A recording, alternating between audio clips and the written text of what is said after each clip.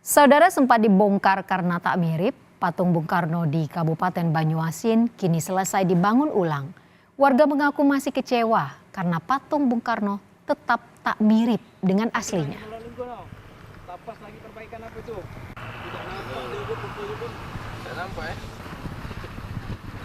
Proyek pembangunan patung Bung Karno di Pangkalan Balai, Kabupaten Banyuasin dulu sempat heboh karena tak mirip dengan sang proklamator.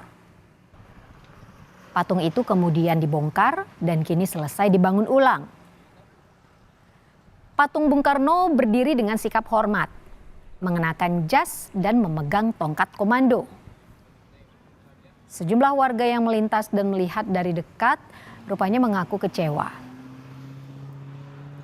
Karena menurut mereka, patung yang selesai dibangun ulang itu rupanya tetap tidak mirip dengan Bung Karno.